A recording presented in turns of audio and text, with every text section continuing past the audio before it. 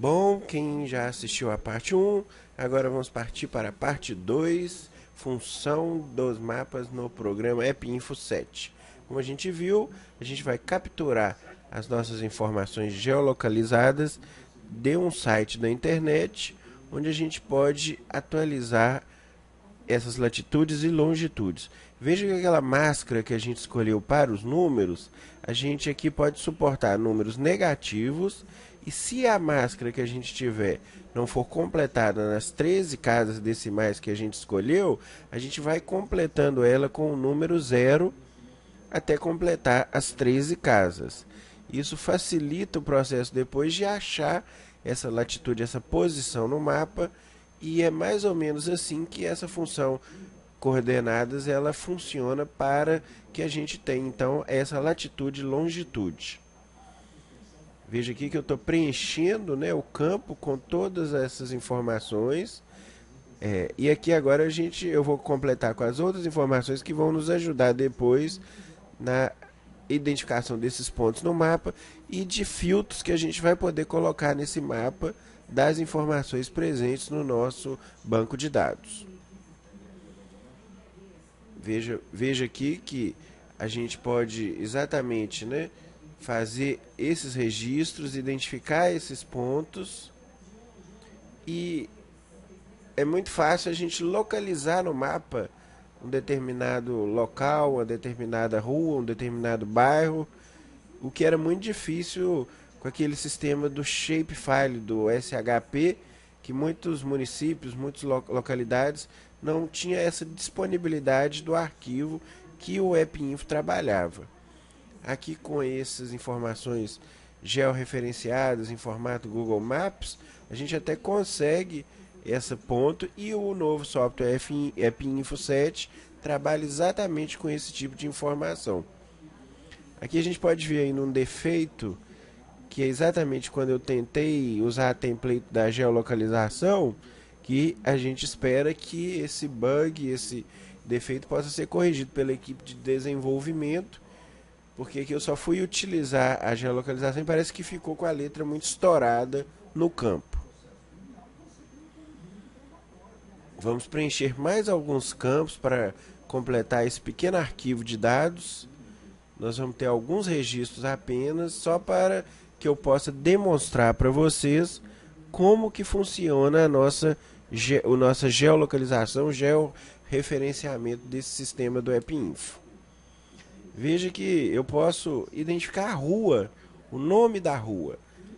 Eu posso fazer isso nesses pontos, e que se a função de geolocalização não achar aquela rua, eu passo para a segunda opção, que é exatamente no mapa de geolocalização. Aqui vocês estão vendo, ó, não foi localizado a rua que eu estou procurando. Então eu parto para aquela opção de achar naquele programa de geolocalização as coordenadas que eu necessito para estar cadastrando aqui no banco de dados.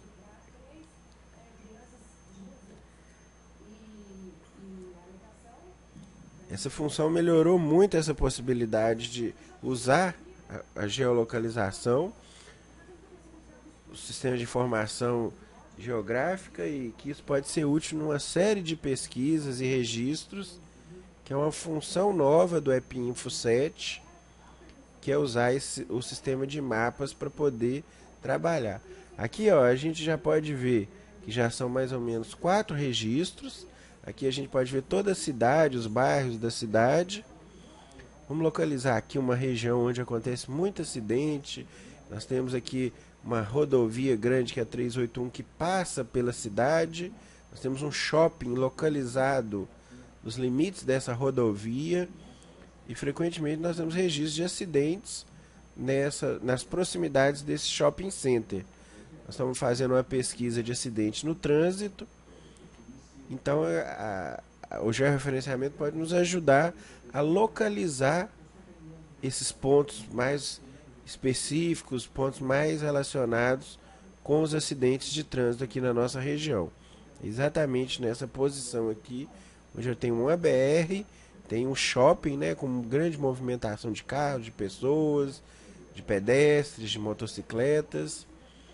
Então vocês veem aqui que você pode tentar localizar por um nome, essa string, né? Se ela não é localizada, eu vou lá no mapa e utilizo as latitudes e longitudes, as referências que eu posso cadastrar no meu banco de dados como meu registro.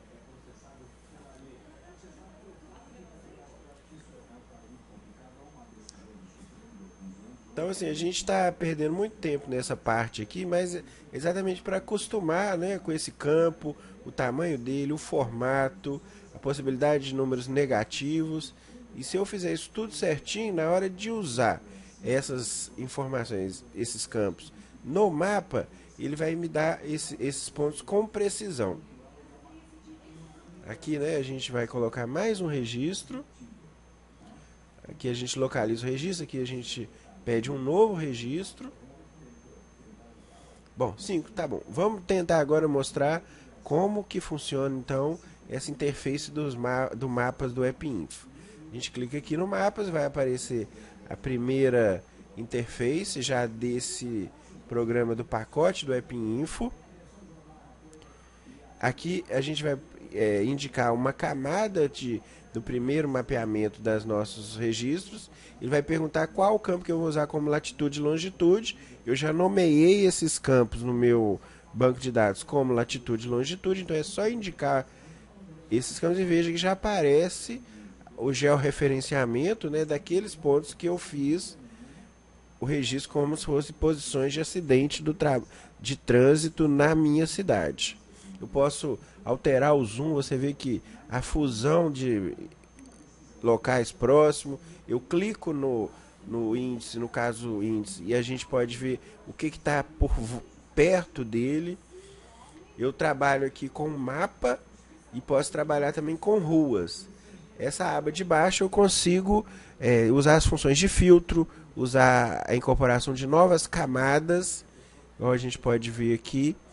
Então eu tenho uma camada, eu posso acrescentar novas camadas, pode ter cor diferente, outras informações que eu vou querer fazer essa localização no mapa.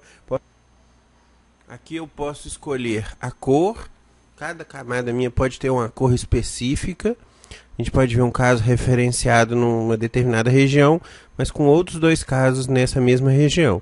Nesse botão eu posso controlar a função de filtro, exatamente dessas camadas que eu vou estar utilizando no mapa. A gente pode colocar aqui um campo, um operador e um valor para ser filtrado. Aqui a gente pode ver, né, pela opção sexo igual a masculino, eu vou selecionar todos os casos no mapa que são masculinos. A gente pode ver que já houve a redução daqueles pontos iniciais, onde esses dois pontos vermelhos são exatamente os casos masculinos naquele meu conjunto de registros. A gente pode ver que eles ficam localizados no próprio mapa, sempre fazendo referência aqui nessa camada aqui do cluster, né? Eu aumento o zoom, diminuo o zoom e meus pontos ficam lá localizados. Aqui a gente pode ver então a opção, né, do modo de mapa. Aqui a gente pode ver a diferença do modo de satélite. Então eu tenho acesso às ruas, um mapa, né, um mapa bem estilo do Google Maps. E aqui eu tiro a minha seleção, escolho. Veja que ao retirar, deletar, eu volto com meus pontos. Aqui eu já não estou filtrando, não estou selecionando nenhum subregistro. Aqui nós vamos colocar uma outra camada. A gente sempre vai trabalhar com latitude e longitude. Então a mesma camada, né, eu estou posicionando ela no mesmo local, mas já são duas camadas. Aqui eu poderia colocar então filtros por sexo, mudando a cor dessas camadas, exatamente para selecionar masculino, feminino, naquele mesmo conjunto de dados. Várias opções de zoom, níveis de detalhamento do mapa. Então, você escolhe o filtro e aplica ele naquela camada que você quer fazer o filtro. Como aqui, por enquanto, são todos, né? Aqui exatamente a gente vai escolher sexo masculino. A gente já pode ver que ele já começa a diferenciar. Vejo que no mapa nós estamos vendo os dois, porque as duas camadas estão selecionadas. Mas eu já consigo ver as cores diferentes no mapa, onde são os casos masculinos e os casos femininos.